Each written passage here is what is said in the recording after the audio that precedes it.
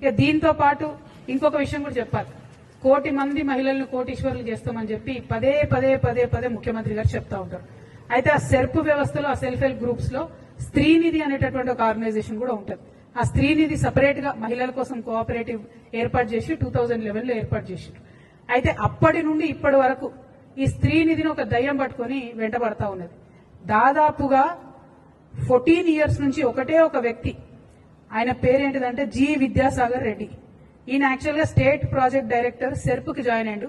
కానీ ఆయనే self declared managing director అయిపోతాడు. ఆయన మేనేజింగ్ డైరెక్టర్ గా 14 ఏళ్ల నుంచి కొనసాగుతుంది. 58 సంవత్సరాలు పైబడినటువంటి వ్యక్తిని కొనసాగించరాదని ఆర్బీఐ చెప్పినప్పటికీ కూడా ఆయన అట్లనే కొనసాగుతాడు. ఆయన ఎవరేమన్నారు.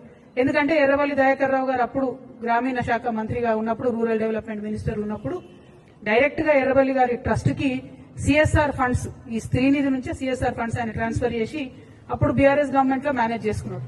ఇప్పుడు కాంగ్రెస్ గవర్నమెంట్ లో కూడా అదే కొనసాగుతున్నది. కాంగ్రెస్ గవర్నమెంట్ లో కూడా అందరూ ఉద్యోగులు పదే పదే పదే కంప్లైంట్ చేస్తే కూడా ఒక ఎంక్వైరీ కమిషన్ వేసారు. దాని పేరేందంటే జీవో నంబర్ 523 ఎంక్వైరీ కమిషన్ వేసారు. ఇంతవరకు ఆ ఎంక్వైరీ కమిషన్ ఏమైందంటే సీతక్క గారు మాట్లాడతలేరు.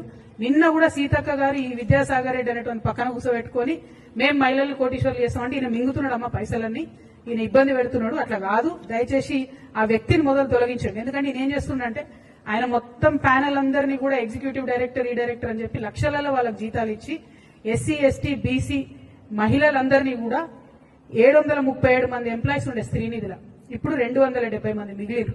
అందరినీ కూడా ఆయన తీసేసుకుంటూ వస్తున్నాడు. అన్ని రకాల రూల్స్ కూడా ఫ్లౌట్ అయిపోతా ఉన్నాయి. దీనికి ఖచ్చితంగా మీరు ఈ విద్యాసాగర్ రెడ్డి అనే వ్యక్తిని మీరు తొలగించాల్సిందే.